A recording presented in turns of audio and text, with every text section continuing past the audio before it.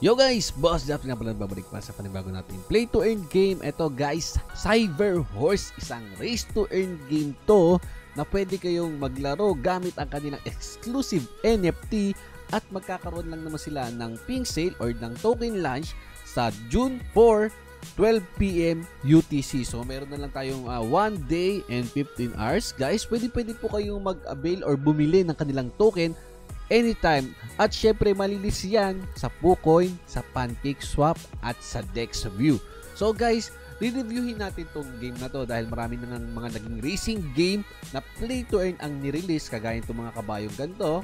Pero syempre nasa sa inyo pa rin kung gusto nyo mag-invest at mag-take risk. So guys, bago natin ipagpatuloy ito, panoorin nyo muna ang ating intro.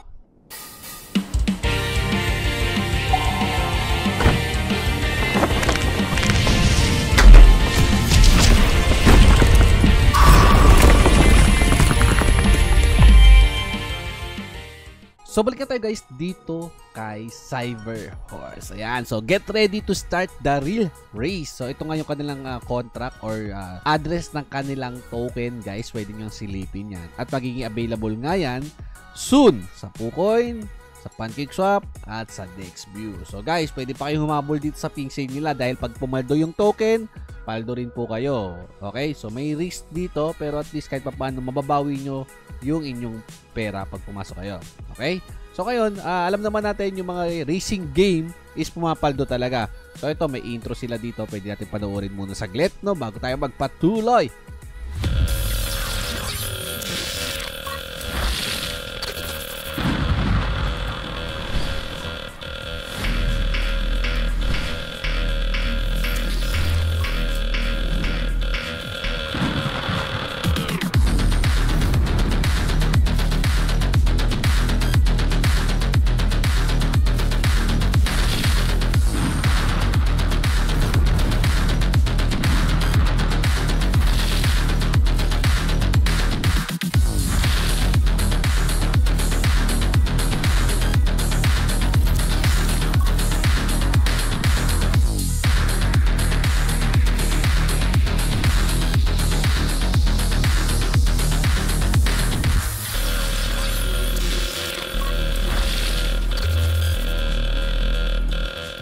So yun yung pinaka-intro nila at ang ganda naman talaga guys. So ito nga, race to earn to guys. Enter the world with innovation race of name in Cyber Horse Racing. Robotic equines with wings redefined competition. So ito nga yung mga robotic horse nila guys na merong kasamang backpack. At syempre guys, ito yung mga design yan. Ayan. So may iba't ibang rarity din to. Kung mapapansin natin guys, may breeding din sila. Tapos yung rarity nakadepende sa battery. So yung battery guys, nare-refill yan gamit ang Power Factory. So ito yung Power Factory. So ngayon guys, limited lang tong Power Factory nila at magiging available to at sobrang konti lang nito. Ngayon, sila yung magbebenta ng battery sa atin na pwede nating bilihin yan. Okay? So swerte yung makakakuha to or may yaman siguro guys. So maximize your earnings by competing on prices. So ngayon guys, nakadepende sa inyo kung magkano nyo ibebenta dahil marami din kayong kalaban. Ngayon, upgrade your upgrade system. So ito guys, pwede nga nating i-upgrade yung ating mga horses. So you can upgrade your Cyber Racer 5 times. Ito yan, 1, 2, 3, 4, 5. Okay, nakikita natin.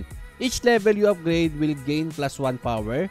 The term power means you will earn additional token by race. So depende pala to sa ma-earn mo guys kung gaano kalakas yung power mo. Ganda, no? So ito nga, may breeding system nga sila, nakita naman natin kanina. The breeding system is used right after the minting of 5,000 NFT. So magiging available lang guys yung breeding pag na mint na yung 5,000 NFTs nila. Only then will it be possible to obtain new Cyber Racers through breeding system. So dun lang magkakaroon ng Cyber Racing. Okay? Ng breeding, sorry. So ito yung tokenomics nila, 40% sa play to earn, staking reward 20%, reserve 12%, may ecosystem funds, may pre-sale, pink sale, 5% lang ibebenta na sa pre-sale guys.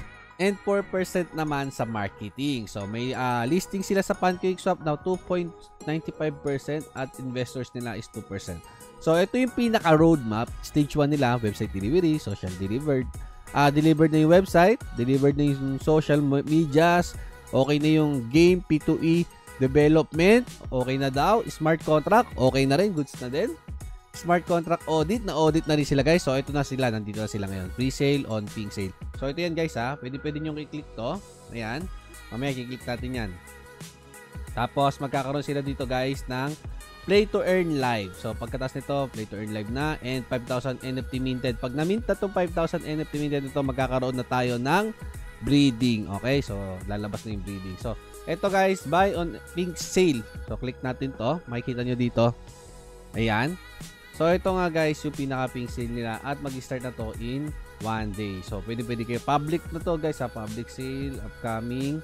So, ito yung total supply, 10 million. Yung total supply ng kanilang token. Initial market cap, $95,000. Ang taas na rin, ha. Mataas guys. Nasa almost, nasa 4 million. Okay? Or 5 million pesos. So, soft cap, 100 BNB. Start time, June 4. End time nito, June 11. So, saglit lang to guys. Ayan. So, ngayon guys, nasa sa inyo kung gusto nyo bumili guys. At syempre, pupuntahan pa natin yung kanilang white paper, no? Punta muna tayo sa white paper nila. Saan yung white paper?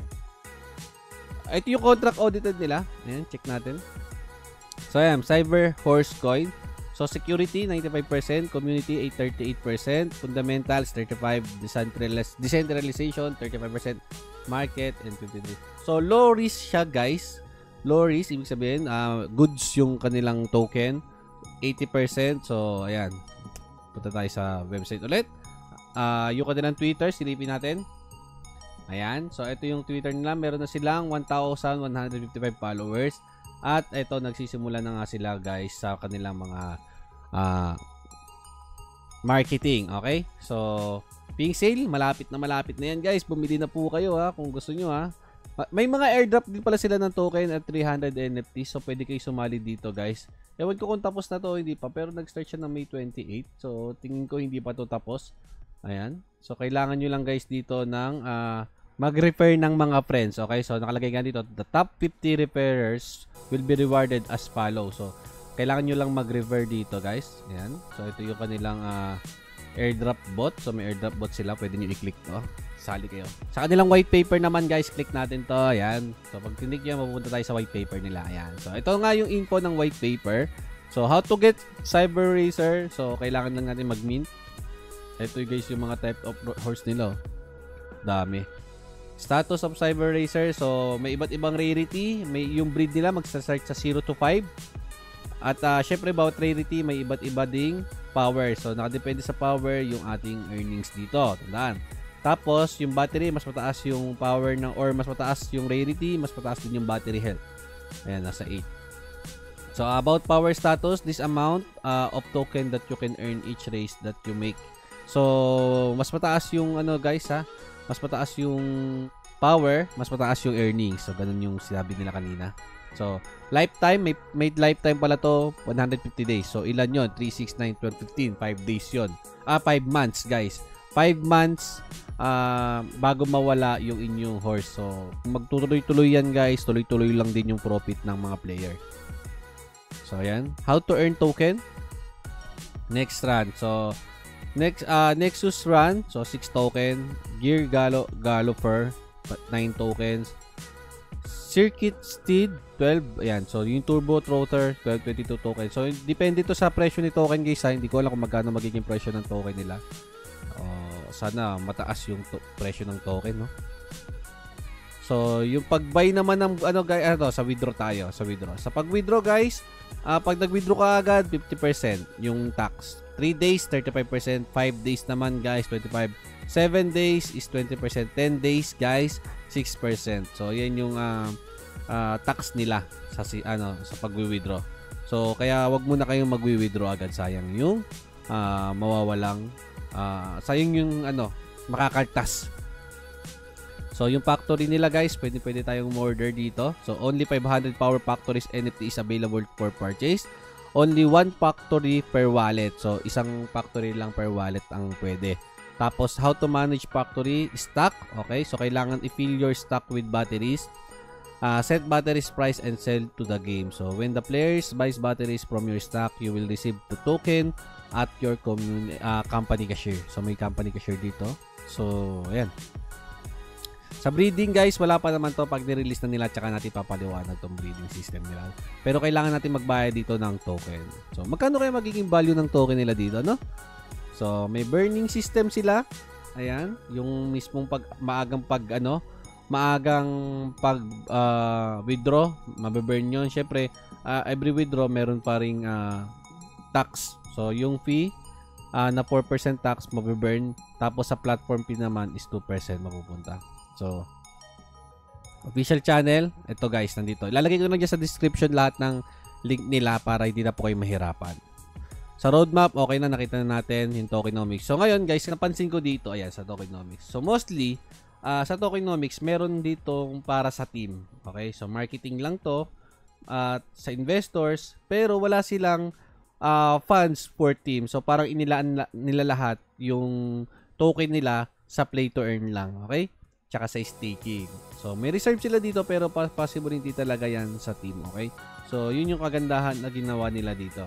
Kaya kung mag-i-invest kayo guys, aralin nyo rin muna, pasok kayo sa community, tignan nyo muna kung maraming maglalaro. At syempre, review lang naman to. Nasa inyo pa rin kung gusto nyo mag-invest. So hanggang dito na yung video natin. Sana nagustuhan nyo yung bago nating update na play to earn game. Hanggang dito lang guys. Good luck and have fun.